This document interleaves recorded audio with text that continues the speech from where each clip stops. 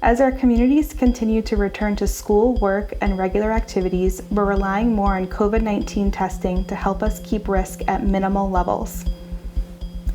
There are now 3 different types of COVID-19 tests readily available, including rapid antigen tests, PCR tests, and antibody tests.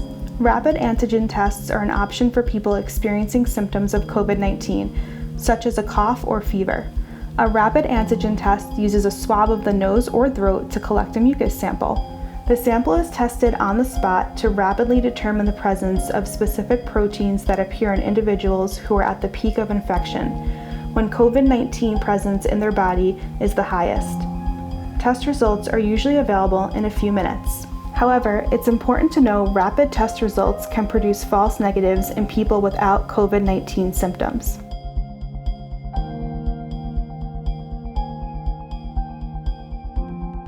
If your rapid antigen test results are positive, you most likely have an active case of COVID-19. You should stay home and follow CDC guidelines to reduce the potential spread of illness.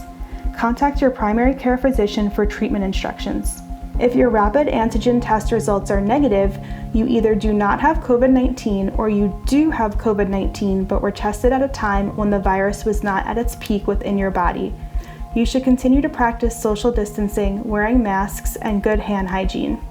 Remember, it's still possible to spread the virus even if you don't have symptoms. If symptoms worsen, contact your primary care physician, as you may need to be retested with a PCR test. A PCR test uses a swab of the nose or throat to see if someone has an active COVID-19 infection.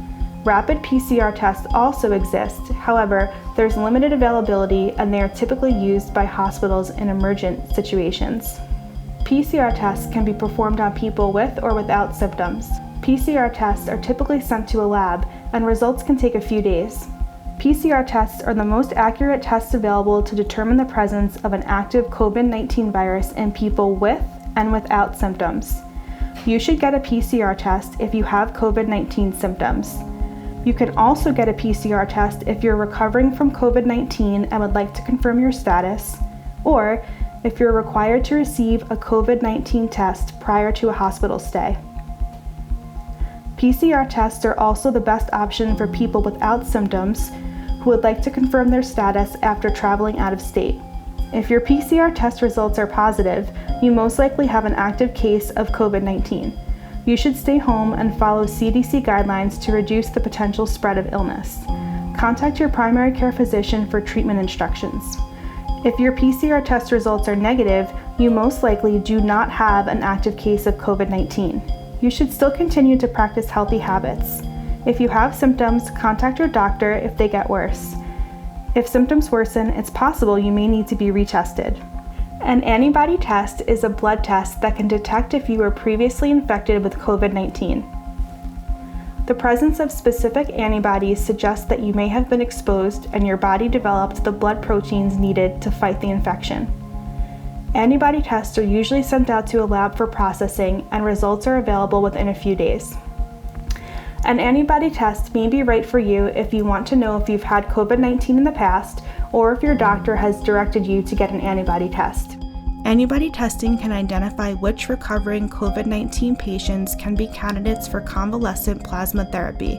An antibody test and a PCR test can often be performed in the same visit. If your antibody blood test results are positive, you most likely have had COVID-19 at some point in the past. You should continue to practice social distancing, wearing masks, and good hand hygiene. A positive antibody test result does not mean you are 100% immune to COVID-19, and it is possible to become reinfected in the future. If your antibody test results are negative, you most likely have never had COVID-19. You could still get COVID-19 and should continue to take steps to protect yourself and others.